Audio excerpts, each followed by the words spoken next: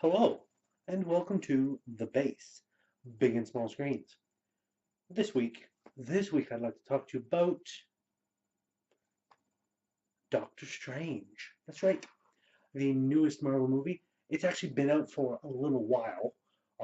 I finally got a chance to get around and go see it, and I enjoyed the heck out of it. My mind was blown, both figuratively and metaphysically.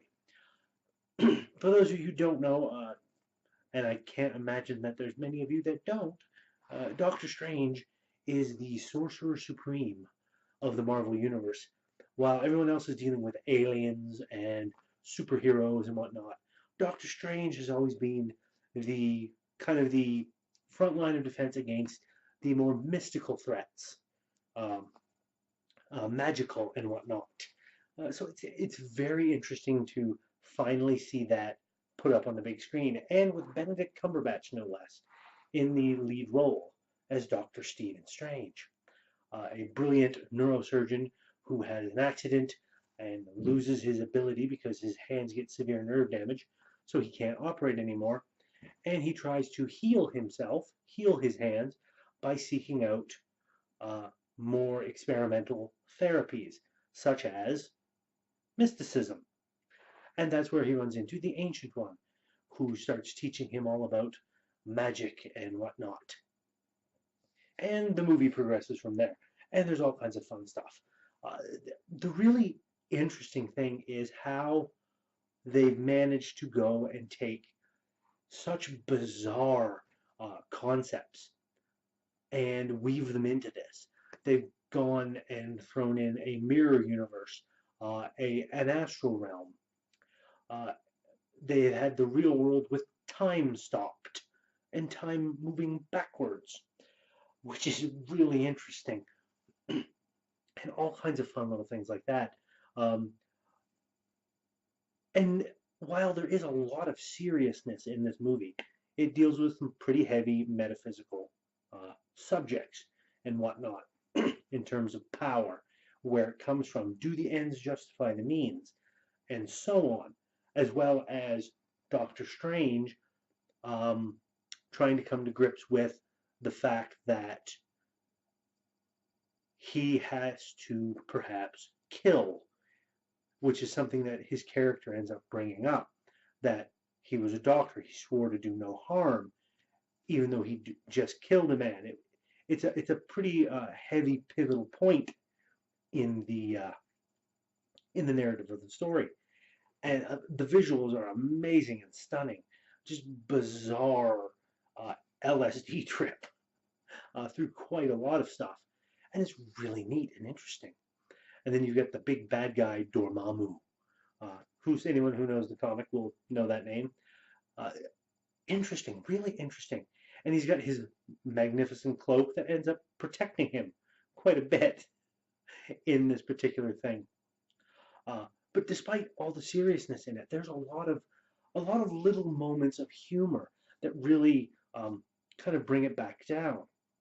And those stinger credits, uh, if any of you haven't seen it yet and are going to, make sure you stay all the way to the end, because there's a stinger credit after the main brunt of the credits, and then way at the end there's another one. Some definitely interesting things in there.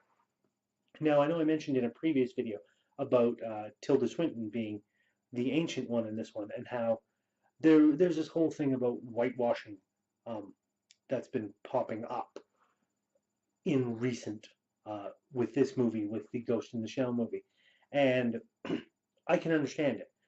There are plenty of Asian actors they could have gotten to play the Ancient One, probably. Um, Personally, I kind of like the direction that they went with Tilda Swinton. Personally, I think it's kind of interesting having her being like super ancient but being Celtic, um, not relying so heavily on that, you know, Asian mysticism trope that is in a lot of movies. So I kind of like that, even though there's some heavy Asian influence here and there, absolutely. But That's where a lot of this mysticism and spiritual culture comes from Buddhism uh, over in India and Asia and the Middle East over there. There's a lot of that spiritualism that's grown up in those cultures, not so much in the Western culture. So naturally, there's going to be some heavy flavoring in there. But I think it was quite well done. And the supporting cast was amazing, absolutely amazing. Uh, I couldn't have asked for a better movie. I enjoyed every minute of it. There was definitely quite a few moments that made me go, um, that I was quite interested in, especially the first stinger, which I'm not going to spoil. But yeah, that first stinger with the guest star, that makes things interesting. So yeah, I'm looking forward to what's coming next in the Marvel Universe. I absolutely loved Doctor Strange. I hope to see another one, and I hope to see it soon because it is a phenomenal, phenomenal show. Uh, what more is it? You've got a man learning magic, all kinds of cool special effects and things going on of that nature. So yeah, uh, what else is there to say other than go see it if you haven't already? And there's my cat running around. So on that note, I'm going to leave this episode here. As always, if you like what I'm doing, please give that like button a tap. Give that subscribe button a tap as well, if you haven't already, so you can be kept apprised of when I do new videos. Usually try to get at least one video a week, if not more. Seem to be doing pretty good at hitting that more mark, so yay on me. And throw a comment in the comment section. Have you seen Doctor Strange? What did you think of it? What did you think of the characters? What did you think of the story? How things were? Uh, Try not to spoil it for too many people, or if you are going to put some spoilers in there, well, there's going to be spoilers anyways.